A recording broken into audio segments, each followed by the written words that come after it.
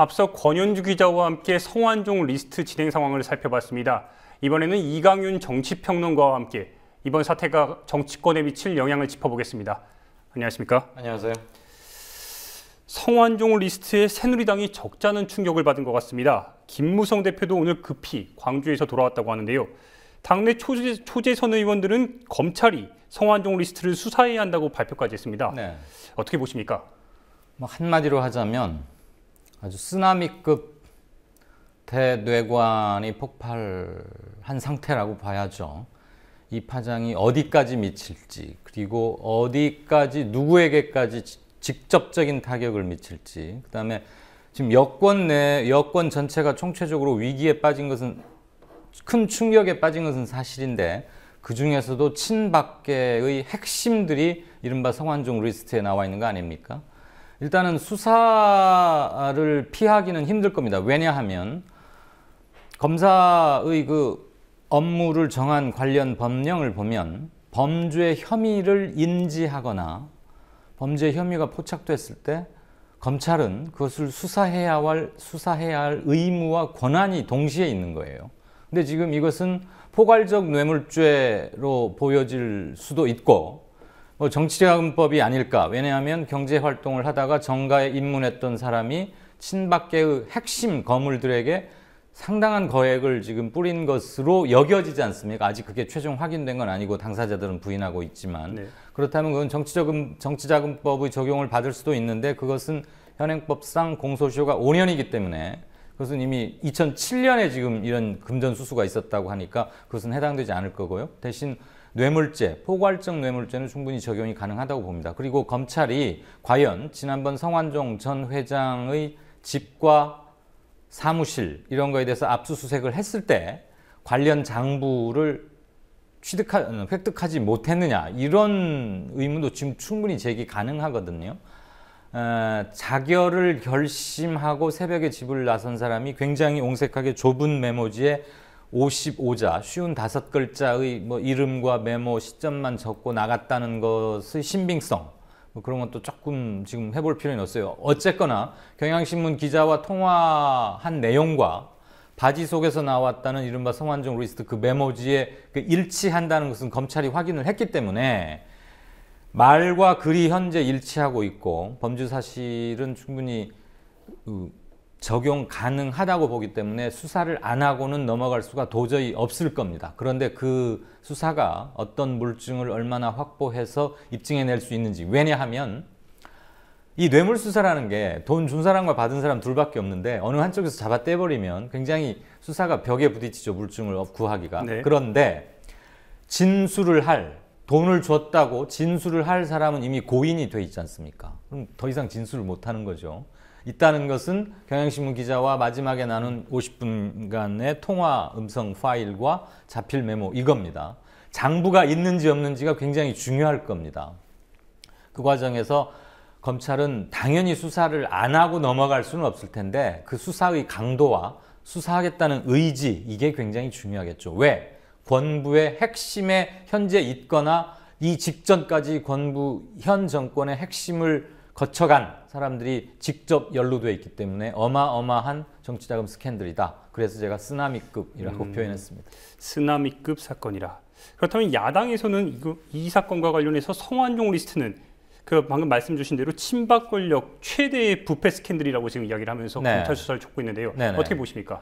그건 야당으로서는 당연히 취해야 할, 그건 정치 공세라기보다는 당연한 정치적 요구인 것이죠. 지금 그러지 않아도 박근혜 대통령이 이완구 총리 취임하고 나서 부패 비리와의 척결을 마치 현 정권의 명운을 걸고 추진하겠다는 듯이, 그리고 대통령 본인도 도려내야 하겠다라고 강하게 언급하지 않았었습니까? 그래서 심지어 이완구 총리가 법무부 장관과 안행부 장관인가를 양쪽에 이렇게 세워두고 특별 대국민 담화까지 했고, 그 첫 번째 수사가 지금 해외 자원 외교 관련 비리였고, 그것의 그 수사를 풀어나가는 첫 열쇠, 첫 단추가 경남 기업이었단 말이에요. 그런데 그 성완종 회장이 지금 그 핵심에 있다가 자결을 한 것으로 자결을 했는데, 문제는 자원 외교 비리의 전체이자 유일한 대상이자 최고급 몸통이 경남기업은 아니라는 얘기죠.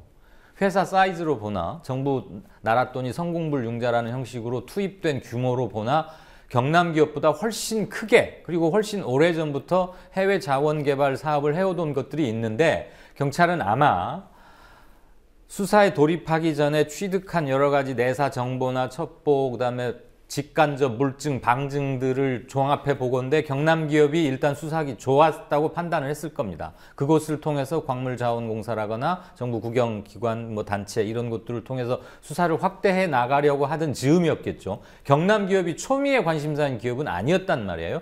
그런데 본인의 자살에 이어서 아주 지금 전혀 불똥이 엉뚱하게 튄 거고 야당으로서는 현 국정 담임 세력의 핵심들이 다 관리돼 있고 지금 청와대 첫 번째, 두 번째, 세 번째 현재 비서실장까지 다 거론이 되고 있지 않습니까? 물론 이분들이 다 돈을 받았다는 제가 단정하는 건 아닙니다. 어쨌거나 고 성완종 씨가 언급을 했단 말이죠. 본인들은 부인하고 있지만 어느 게 진짜인지는 가려야 되는 거죠. 야당으로서는 당연히 밝힐 걸 요구하는 거고요.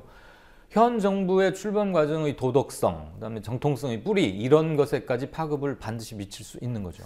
그렇다면 지금 가장 궁금한 점은 이 지금 성완종 게이트 이렇게 불러도 될지 모르겠지만 네. 검찰이 과연 이 부분을 수사를 진행할지 그 부분에 있어서 지금 관심이 집중되고 있는데요. 아까도 말씀드렸지만 수사를 안 하고 넘어갈 수는 없습니다. 이 파장이 너무 크기 때문에. 그리고 경향신문과 성완종 사이에 고 성완종 씨 사이에 녹음된 50분짜리 음성 파일이 있고 그걸 공개를 했고 그것으로도 어느 정도 범죄 소명 자료의 일부분에 해당할 수 있고 제가 관련 변호사에게 문의한 바 방송 들어오기 전에 그거 자체로도 이미 충분히 증거 능력은 확보가 된 상태니까 이것을 수사를 안 할 수는 없는데 아까도 말씀드렸다시피 현 정부의 핵심들이 다 거론되어 있고 대충 그 정치적인 사건 특히 강자 앞에서는 좀 약해져 왔던 게 우리 검찰의 부끄러운 민낯 아니겠습니까? 그래서 어떠한 의지로 얼마만큼의 강도로 하느냐 그런 점에서는 검찰총장 김진태 총장의 태도가 매우 중요할 겁니다. 그런데 청와대가 첫 번째, 두 번째, 현재 세 번째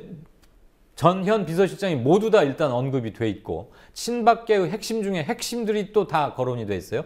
이른바 홍준표 경남도지사 정도만 빼고는 다 친박계 핵심이란 말입니다. 2007년 돈을 줬다는 2007년도 그랬고 그로부터 8년 후인 지금까지도 박근혜 대통령을 지근의 거리에서 보좌해오고 그 정치적 기둥 역할을 해온 사람들이 다 돼 있기 때문에 이것을 또 면죄부용 수사 더군다나 죽은 자는 말이 없기 때문에 더 이상 알아봤는데 증거가 없더라. 그리고 돈을 받았다고 거론되는 이른바 성완종 리스트에 나오는 인물들은 다 부인하고 있다. 그래서 우리는 더 이상 수사할래야 수사할 게 없다. 만약 그런 식으로 넘어간다면 파장이 거기서 그칠 수 있을까요? 저는 그 지점에 가면 국면은 조금 달라지면서 특검을 요구한다거나 좀 더 발본색원하는 깊이 들어가는 수사를 어떤 식으로든 여러 건에서 정치권뿐만 아니고 다른 곳에서도 압력에 가까운 요구가 반드시 거세질 거라고 봅니다. 네, 관심을 갖고 더 지켜봐야 되겠군요. 이 사건과는 별개로 지금 현재 자원외교 비리 수사, 지금 고 성완종 경남기업 회장의 지금 자살, 일종의 지금 죽음으로 인해서 지금 막혀 있는 상태인데 네. 어떻게 보십니까? 물론 수사가 도중에 이런 불행한 일 때문에 잠시 주춤하거나 일정 부분 차질을 빚을 수는 있습니다. 그렇지만 자원외교 비리의 핵심이자 최대 몸통이자 최대 기업이 결코 경남기업이 아니었단 말이죠.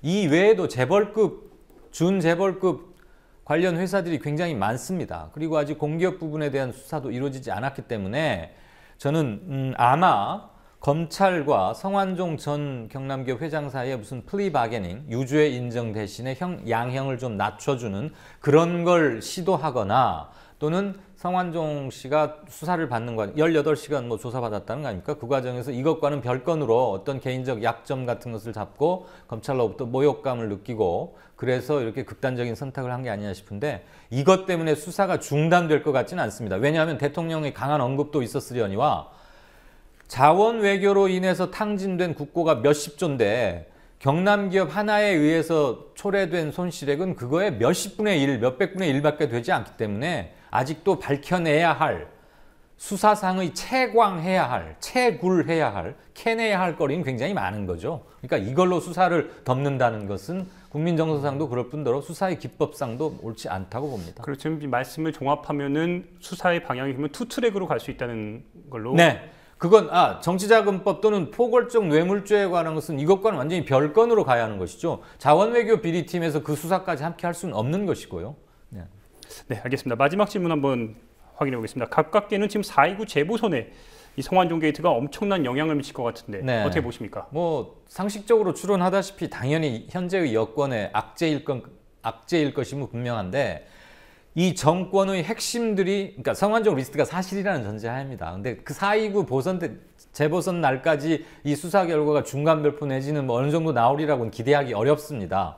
근데 수사가 아주 미진해도 민심으로부터 지탄을 받을 것이고요. 수사가 어느 정도 진척된다고 해도 중간 결과까지 나오진 않을 거지만 이렇게까지 썩어 있나? 그다음에 도대체 무슨 고리로 이렇게 큰 돈이 오갔나? 특히 김기춘 비서실장 같은 경우는 한나라당 당시 대표 신분이던 박근혜 대표가 독일 등 유럽 갈 때 그 명목으로 이렇게 뭐 쓰시라고 줬다는 거 아닙니까? 미화 10만 달러. 돈을 준 정황도 매우 구체적이기 때문에 사실일 가능성이 어느 정도 좀 높다고 보여지는 것이죠.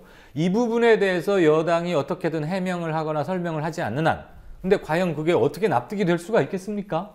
뇌물이 납득되는 건 불가능하지 않습니까? 네. 그러므로 굉장한 악재임은 분명한데 야권 후보들이 난립이 돼 있는 상황은 구조적으로 바뀌진 않아요. 다만 여권은 상당히 쉽게 풀어갈 수 있는 선거였는데 돌출적인 것 때문에 특히 친박계는 부메랑을 맞은 격이고 그래서 선거 구도는 좀 더 복잡해지겠다. 그렇지만 야권 분열이 돼 있는 한 선거 구도가 근본적으로 변하지는 않는다. 왜냐하면 재보선은 굉장히 투표율이 낮고 충성도가 높은 조직층, 견고한 지지층들을 얼마나 많이 투표종으로 데리고 가느냐의 싸움이기 때문에 통상 35%를 넘기가 힘들기 때문에 그 점은 감안해야 할 겁니다. 네, 여기까지 듣겠습니다. 감사합니다. 고맙습니다.